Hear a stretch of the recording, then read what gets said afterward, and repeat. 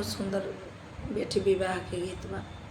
झझरे मड़ौआ जनी छवई हाय पापा, झलके सूरुजावा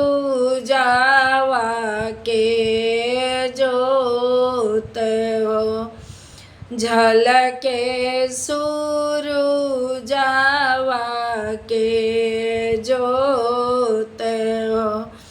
आमा कहेली बेटी नियरा बिया हब, पापा कहेले दूर देश हो, पापा कहेले दूर देश हो।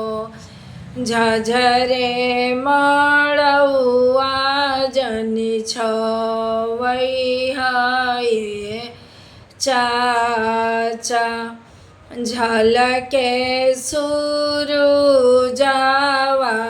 के जोत हो।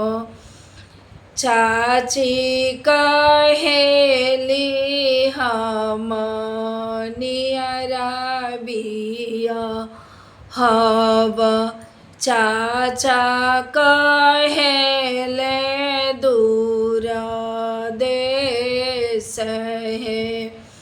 नियरा के बेटी के वो रहना आई है न, दूर देश बेटी सुकावार हो। नियरा के बेटी के वो रहना आई है, दूर देश बेटी सुकावार हो।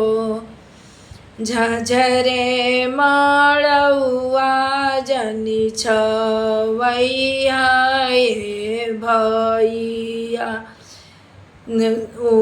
देखी है सूरुजावा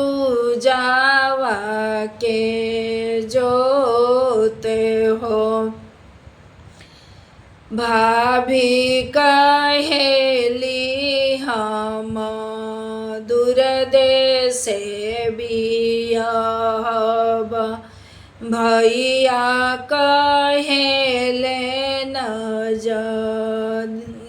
भैया कहेले ममा नियरा बिया हब, बहिनी हमार सुकावार हो। देखिए जब बेटी बियाह के कैसन लागल हाँ, अच्छा लगे तो लाइक शेयर सब्सक्राइब करब जा, पेज के फॉलो भी करी, कमेंट करके भी बताएं जे गीत कैसन लागल हाँ।